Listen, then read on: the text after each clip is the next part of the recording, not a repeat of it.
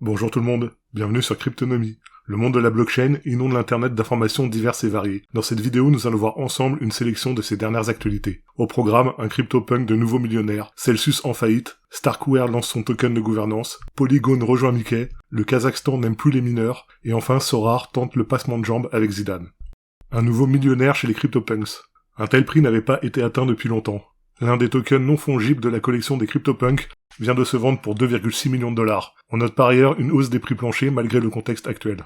Cette vente concerne le NFT CryptoPunk numéro 4464. Au total, le CryptoPunk a été cédé contre 2500 ETH. Si l'on considère uniquement la somme en ETH, il s'agit du 4e CryptoPunk le plus cher de tous les temps. Mais si l'on compare en dollars, il ne se classe que 15e du classement des plus onéreux. Il semblerait que cela ne soit pas un acte isolé. Les prix planchers des collections des NFT ont tendance à évoluer ces derniers jours, alors qu'ils avaient fortement chuté suite au bear market.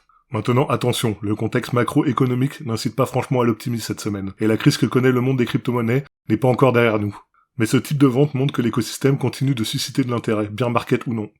Celsius se déclare en faillite. Après des semaines de difficultés et de rumeurs, c'est maintenant chose faite. La société Celsius se déclare en faillite. Et ce, même si elle avait réussi à régler ses dettes en stablecoin. Celsius a joué avec le feu en proposant à ses utilisateurs des rendements très élevés.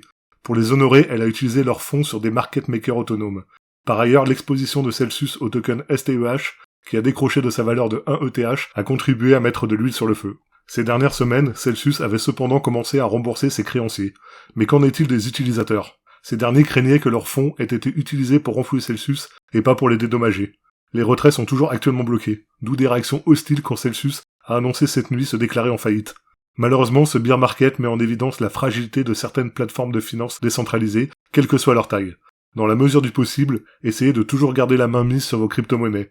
Il existe des solutions de staking pour faire fructifier vos avoirs directement via des cold wallets. Starkware annonce son jeton de gouvernance. La solution de mise à l'échelle d'Ethereum Starkware a confirmé aujourd'hui le lancement d'un token de gouvernance. Baptisé Starknet Token, celui-ci aura 3 objectifs principaux. D'abord, il sera utilisé pour la gouvernance de la blockchain Starknet. Ensuite, d'ici 2023, il sera possible de le dépenser pour contribuer à la plateforme et à la sécurité du réseau. Enfin, il remplacera l'Ether en tant que monnaie permettant de payer les frais de transaction. Pour rappel, Starkware propose une solution de seconde couche pour Ethereum et dispose de 2 produits principaux, StarkX et Starknet. Le premier est un moteur dédié à améliorer la scalabilité d'Ethereum et le second est un réseau de seconde couche pour Ethereum basé sur la technologie des ZK Rollup.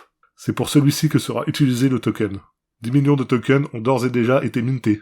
De plus, leur attribution a déjà été définie parmi différentes catégories d'utilisateurs, allant des investisseurs de Starkware à ses principaux contributeurs. Ce qui me dérange sur l'attribution du jeton, c'est le pourcentage alloué à la communauté, qui n'est que de 9%. Ce type d'émission de tokens avec une telle répartition ressemble plus à une levée de fonds éclair pour Starkware, plutôt qu'à une réelle opportunité d'investissement pour ses utilisateurs.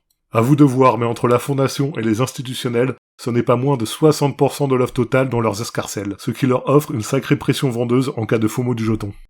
Polygon rejoint l'accélérateur Disney. Les équipes de Polygon, Matic, vont rejoindre le programme d'accompagnement de Disney aux côtés de 5 autres projets, dont 3 liés au Web 3.0. Nous ne savons pas dans quelle mesure les projets de Polygon peuvent avoir un lien avec Disney. Toutefois, il y a de bonnes chances que cela relève d'expériences autour du gaming, du métaverse et des tokens non fongibles. La division Polygon Studio est effectivement spécialisée dans cette branche de notre écosystème. Les technologies liées au NFT et au métaverse ne sont qu'à leur balbutiement. Pourtant, l'intérêt qui leur est porté par des acteurs tels que Disney est encourageant, concernant le potentiel de développement de ces innovations dans le futur. Ce type de partenariat, même limité dans le temps, n'est jamais anodin, et on peut s'imaginer que Disney tâte le terrain sans prendre de risques de cette façon. Le Kazakhstan met la pression sur le minage. Depuis que la Chine a interdit le minage de Bitcoin, le Kazakhstan est devenu un territoire d'ampleur en termes de hash rate produit. 13% du hash rate mondial provenait de ce pays en décembre dernier. Le Kazakhstan s'est vu devenir un hub du minage mondial, un peu accidentellement grâce à ses tarifs d'électricité particulièrement bas. Depuis, le gouvernement semble hésiter entre une régulation forte et l'envie de capitaliser sur cette industrie nouvelle. Ce n'est pas la première fois qu'un gouvernement prend des mesures en ce sens. Dans une précédente vidéo, on apprenait que le Texas avait demandé aux fermes de mining de Bitcoin de se mettre à l'arrêt, la canicule entraînant une surconsommation en électricité dans l'État américain. L'éternelle question de la consommation électrique du Bitcoin est donc encore posée. Le sujet suscite des débats particulièrement véhéments au sein de la communauté crypto. Et ces exemples réels nous montrent que c'est un aspect de la plus grande crypto-monnaie qui va continuer à faire couler beaucoup d'encre. Zinedine Zidane rejoint Sorare. Sorare a annoncé ce partenariat avec Zinedine Zidane dans une série de tweets, publiés à la date anniversaire de la victoire de l'équipe de France à la Coupe du Monde de 1998. La société révèle pour l'occasion des cartes légendes représentant le footballeur lors de ce match. Afin de célébrer ce lancement, Sorare donne 3 cartes Zidane 98 aux utilisateurs qui seront tirés au sort sur Twitter. Sorare, c'est 1,8 million de joueurs tout autour du monde, 250 clubs et organisations de football partenaires. Son succès est conséquent et montre que la blockchain a trouvé une niche en s'associant au monde du sport. Aujourd'hui, l'entreprise est d'ailleurs la 4e start-up la plus capitalisée en France. Elle pèse plus de 4 milliards de dollars. C'est tout pour aujourd'hui. Si la vidéo vous a plu, merci de liker et de vous abonner si ce n'est pas déjà fait. Et moi je vous dis à très bientôt sur la chaîne Cryptonomie. Salut tout le monde.